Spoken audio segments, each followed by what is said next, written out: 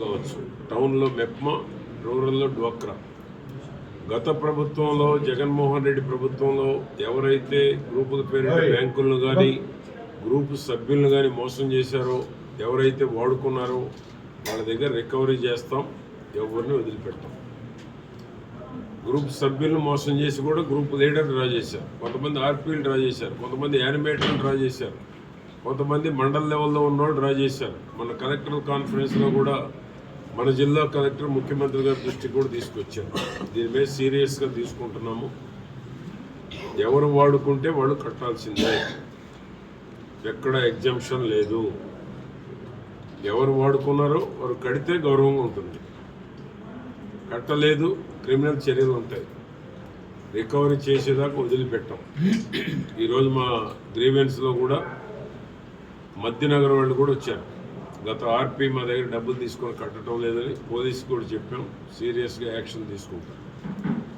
ఈ విధంగా గత ప్రభుత్వంలో అనేక అవకతవకలు, అసమర్థపు ముఖ్యమంత్రి ఉండబట్టి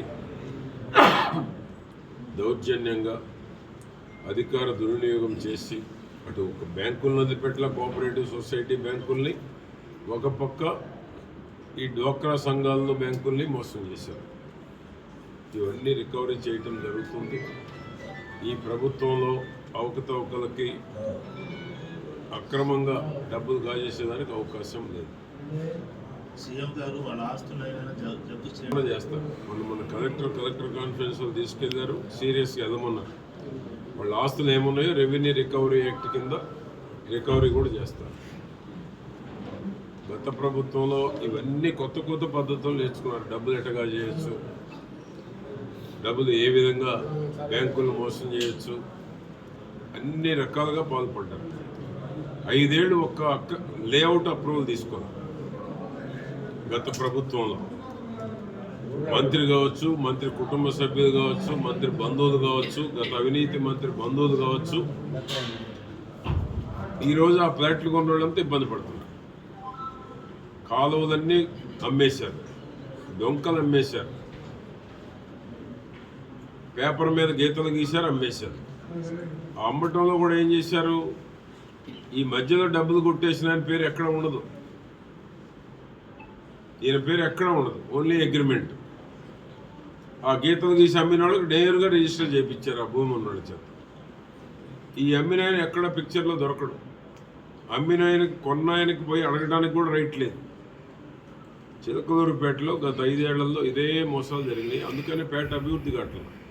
ఆ గీతలు గీసిన వాళ్ళు రోడ్లు లేవు, కాలువలు లేవు, మంచినీళ్ళు లేవు, లైటింగ్ లేదు, అమ్మేశారు, డబ్బులు చేసుకున్నారు, దర్జాగా తిరుగుతున్నారు. ఇవాళ కొనుక్కున్న వాళ్ళు ఈరోజు రోడ్లు ఎమ్మడి తిరుగుతున్నారు. మాకు రోడ్డు ఏమైనా వస్తారు, ఎట్లేయాలి? అప్రూవల్ లేఅవుట్ ఉండాలా, అప్రూవ్డ్ ప్లాన్ ఉండాలి,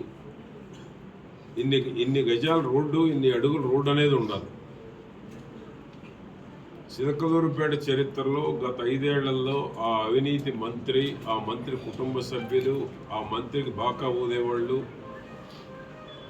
ఎన్ని దుర్మార్గాలు చేయాలో అన్ని దుర్మార్గాలు చేశారు. ఈరోజు బ్రహ్మాండంగా వాళ్ళు ఎంజాయ్ చేస్తున్నారు. కొనుక్కున్న వాళ్ళు మాత్రం నా చుట్టూ తిరుగుతున్నారు.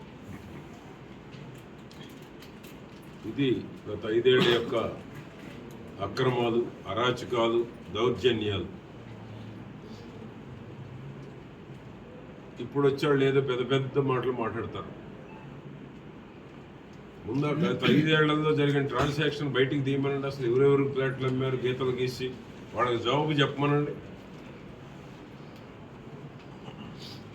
గత 5 ఏళ్లలో జరిగిన రిజిస్ట్రేషన్లో కొనుక్కున్న కొనుగోలుదారులకి జవాబు చెప్పమంటున్నాను. ఎన్హెచ్ రోడ్డు కూడా ఆక్రమించారు.